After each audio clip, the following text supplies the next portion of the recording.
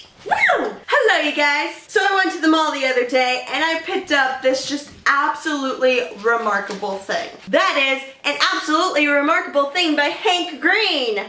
I hadn't really read the description, I barely even knew what the cover looked like until I saw it in the bookstore, and it's just like, oh yeah, he wrote that one thing. This is the one thing he wrote. Because this is Hank Green's debut novel. Hank Green being, yes, the brother of the legendary YA novelist John Green. Okay, but really, this book, there's so much going on with this book. Oh my goodness. So we start off just straight up in chapter 1. We are getting this, just so much information just bombarded on us. Like, I know that you want the story. I know that you want, like, the ending of this story, the ending of this book. Right now, you want it. You want to know what this is. But first, let me tell you, this one night, I was walking home. So April's working in just like this little mom and pop shop doing design work. And she's walking to go home and her card to get into the metro station just isn't working. So she goes back, and on her way back she just notices this giant transformer type statue thing that she didn't remember seeing there before. And like most people, she almost just walks right by it like, hey, that's cool, let's go on about my day. But of course, she's an artist. She went to school for art to appreciate fine art. She actually went for design, but she appreciates, on a personal level, fine art. So she turns back around, she calls up her friend Andy, and she's like, hey, dude, it's 3 a.m., but how about you get over here with all your video equipment stuff and let's capture this thing, let's make some noise about this thing that somebody made. And her friend Andy's just like, what is wrong with you? It is 3 a.m., woman. What are you doing? Why am I friends with you? But he shows up with all his equipment, and April hesitantly, but quite enthusiastically, interviews the statue thing. Only they're not statues. They are not of this world. They are alien things. It's not really clear if they are themselves the aliens or technology from aliens, but they are not human creation. They do not belong on this planet. They are basically impossible by all things science. So as the book goes on, we start to kind of go over a lot of things with how fame is sort of destructive and corruptive, how addictive social media in particular tends to be, and so many things that people just sort of do for the vine. And there's a lot of different dynamics going on between the relationships of these characters.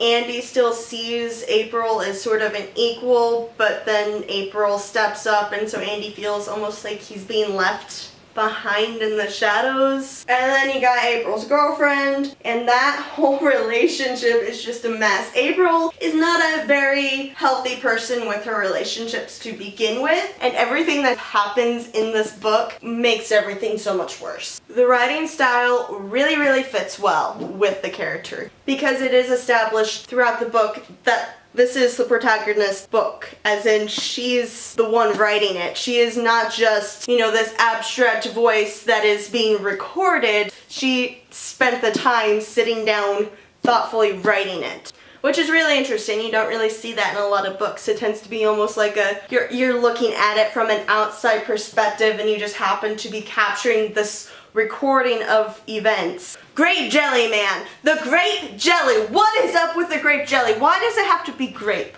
Why grape? Why not, strawberry jam?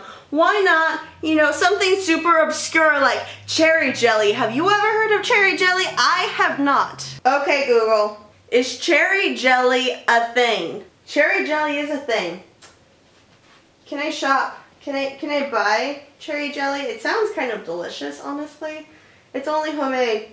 No major retailer sells jelly. It's all homemade. So that's pretty much it for my non-spoilery section. So if you haven't read the book, go read it and then come back, because now we are going to get into the spoilery section. So if you haven't read this yet, spoilers are ahead. Stop this video now. Okay? Okay. Bye-bye. Okay. Oh my gosh, this book. There is so much happening. happening in this book. What I love is how much I kind of relate. It's like if my friend called me up at 3 a.m. and was like, hey, bring your camera, I found this awesome thing, let's record it. I would be pretty much exactly like Annie and just be like, why on earth are you waking me up at 3 a.m. for one, and two, let's do this thing. So after April does like this whole cheesy interview with the microphone and everything, Andy goes home, he edits the video, he puts it up. April sleeps in until like 2 o'clock in the afternoon. Again, totally relatable. When her girlfriend comes in just like, hey, yo, check your emails. I'm taking your phone until you check through your emails. Everybody's freaking out about everything right now. Because the video that April did went viral. Because these robot statues, which April named Carl in her interviews, have shown up pretty much everywhere in the world. April definitely made the news with this thing, only these are not human creations like she expected them to be.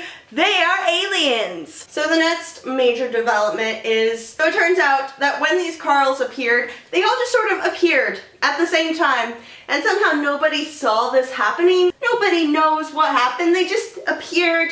There's no camera footage because all the camera footage was, it's gone. It doesn't exist. And there's the song just kind of playing in the background, Don't Stop Me Now. So April, doing the very natural thing, she goes on Wikipedia and she finds a typo on Don't Stop Me Now.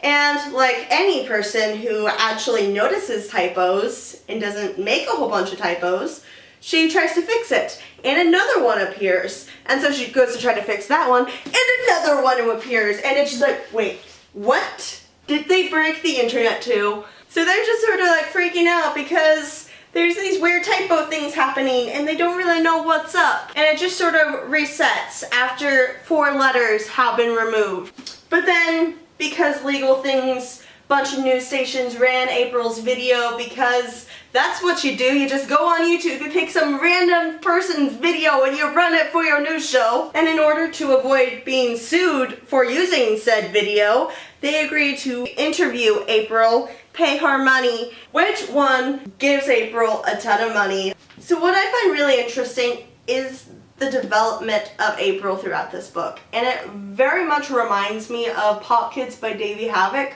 which I talked about a few years ago.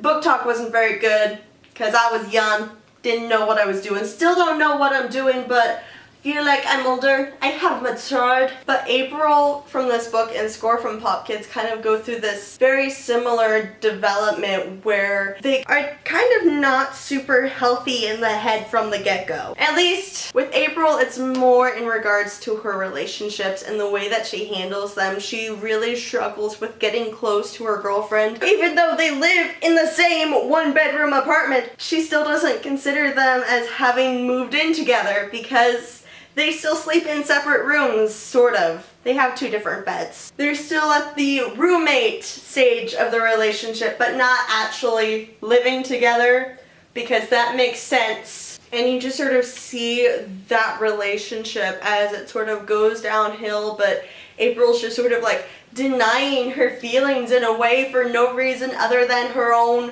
fear and irrational sense of, I don't know, not being good enough for her girlfriend. I don't know what's going on here. She breaks up with Maya because she's just afraid of things going forward. She's afraid of the commitment. April, what is wrong with you? But then of course later on, when the dream becomes a major thing, Maya becomes a very key player in all of this. And what's interesting is Maya really is not looking for the fame element of it. April is staying the face of the Carls. It's like as soon as April steps away, Maya steps up and she's like, I got this. This is mine now. But she's not really taking the credit for it. She's using sort of her secret online identity, the ninja Maya, coming in, stealing all the dream sequences. So then we have Miranda. Sweet, sweet Miranda, scientist lady. She figures out what those typos are about in this Wikipedia thing. It's like, oh yeah, those are metals. We just need to take these metals over to the Carls and just put them on the Carls and Carl will be happy. Not uranium though, because uranium would be too dangerous. But these other 2 metals that Carl asked for, yeah, let's just do this. And April just takes this thing and puts it right on Carl's hand, and she just starts feeling nauseous and dizzy, and I'm just like, girl, you done messed up. And part of me is just like waiting for Carl to do something. Just like everyone else. Like, Carl, you gotta be doing something. So April puts both of these medals on the Carl, and his hand just falls off and runs away. Giving me major Addams Family vibes with the Thing just like running away. So after April and Maya broke up, April's feeling lonely, top minute, right? And April's just like, hey, how about you come up to my room? We can chill out, talk about this Carl thing a little bit. And then they just start kissing and making out, and just like, girl, what you doing? And they wake up the next morning and just like, I can't believe I just hooked up with April May. It's just like somebody hooked up with somebody because they were a fan of them, not because they actually, you know, really liked them. The relationship between these two are not genuine. And to make matters worse, I think Miranda and Andy had something going on, and it's already bad enough that Andy had a crush on April at one point or another, and now April just went and hooked up with Miranda, and so Andy's just like, well, I got nothing. Then we have the Defenders, and everything about them is just like, why? Why are people like this? It's like the idea of April May that is created by April, you know, that branded version of April May is almost showing like the best side of humanity, the idea that, you know, we are open and we are working together. And then you have the Defenders, who are acting so much just out of fear of what they don't know and what they don't understand. Because they're sitting here thinking that these Carls are probably going to try to destroy humanity. And so they're sitting there trying to destroy these Carls before the Carls can do anything, and they're just causing more harm than the Carls ever did. Because we do get these terrorist attack on July 13th. Somebody tries to kill April, shooting through her window. The only thing that saves her is the hand that came off of the Hollywood Carl. Followed her back to New York for some reason. And of course April's just like, oh, almost got shot at. What am I gonna do about it? Absolutely nothing. The next day, she gets Andy there, and she's just like, okay, we got this video that we got recorded, because literally everybody around her is just saying like, no, you need to stay here, hon. There are people out there who are killing other people. But she doesn't care, she just walks out, and she's walking backwards, talking to the camera. She isn't looking where she's going. These people are just making way for her because, girl, I'm April May, I do what I want. But then this guy, right, he comes up, he is ready to just stab her in the back. Literally, with a knife, running towards her. And then he literally turns to grape jelly. Grape jelly. Really? Of all the things, why grape jelly? This is the point at which we have confirmation that the Carls can be deadly if they so chose to be. So April, she has the stab wound in her back right now, and she's just like, let's finish this video. We gotta get this finished. I had one more line scripted out. Let's do this. So later when the president's in her hospital room, she's like, I'm gonna need that video. She's just like, hold up, but it's my video. I need the views, honey. And I love how the president's just like, you can still post it, give it 24 hours, and then you can post it. And right on the 24-hour mark, she's like, we gotta get this thing posted.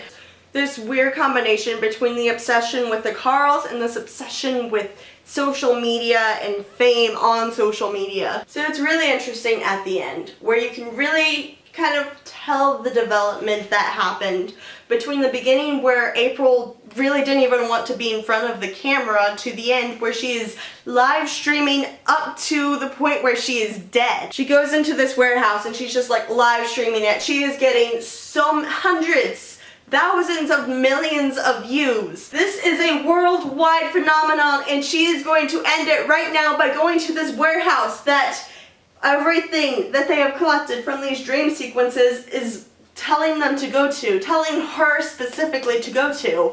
Only it wasn't the Carls, it was the Defenders. And I honestly wonder, like, if the Carl is capable of protecting her, why did they not protect her at the warehouse? So then she just disappears for months, and it's not explained at all what happened in this time period. If she got like beamed up to Carl's spaceship in outer space, did she get put into some sort of like weird alien machine where they fixed her up? Is she now part alien?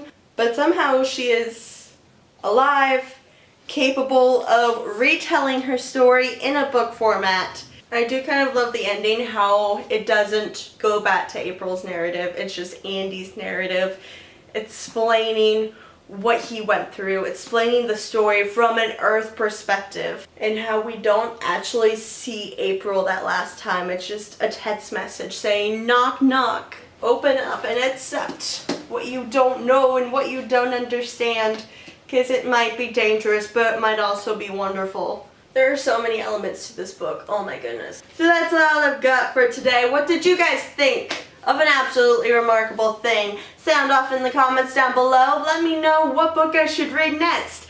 And subscribe to this channel if you enjoyed this video. Subscription button somewhere down there. I think it's over here. It might be over there. I don't know. And I guess I will see you next time. DFTBA. Bye-bye.